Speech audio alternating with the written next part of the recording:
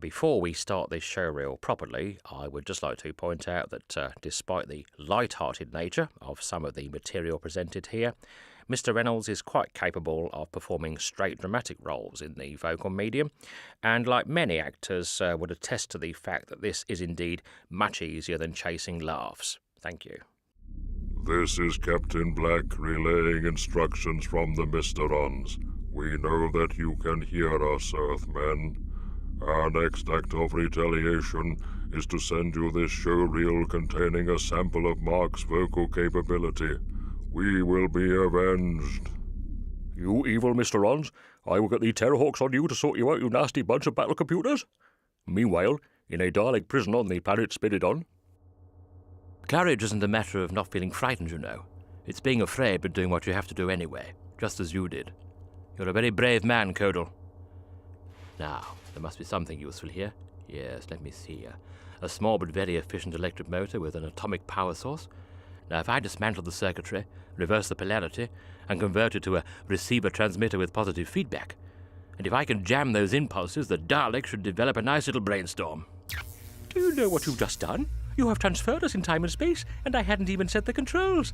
Now I don't know where we are. We could be anywhere in the universe and at any time. You sound so avuncular as the Doctor, Peter. I was nearly in a Who movie too, but that's another story. And now, a little speech from Sleuth, a movie that I have starred in twice. I won't say it. You see, Inspector, I was working in the morning room when I heard a sound in here, so I took my revolver and came in here to investigate it. And there was this young man running down the stairs with my wife's fur coat over his arm. I shouted for him to stop, but he paid no attention. He ran on toward the front door, so naturally I fired. I aimed low, believe me, I did, but the most appalling thing has happened. I seem to have killed him. That's all right, sir. Mustn't distress yourself unduly. A thing like that could happen to anyone. We recall that Mr. Reynolds said that he reproduced the voices of Peter Sellers, so in conclusion to this audio, he better give you a couple. This excerpt is from The Lady Killers, and the Guinness voice was the first mimicry of an actual actor that Mr. Reynolds ever done. That voice was, of course, a favourite of Peter Sellers too.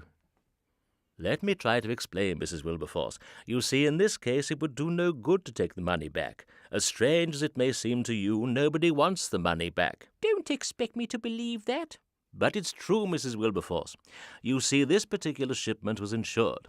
So now the insurance company simply pays to the factory £60,000, and then, in order to recover its money, it puts 1 farthing on all the premiums on all the policies for the next year. You see? So how much real harm have we done anybody? 1 farthing's worth, Mrs. Wilberforce, 1 farthing's worth. Now, you hadn't thought of it like that, had you? Hey, you know what? I never thought of it like that neither.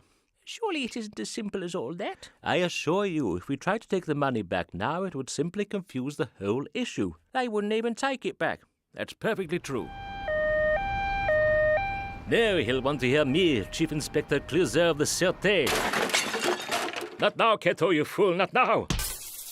Well, that's the end of that then. I'd just like to say that I've been a Doctor Who fan for 45 of my 51 years, and it was seeing that John Pertwee when I was a lad that made me want to become a performer, a voices man.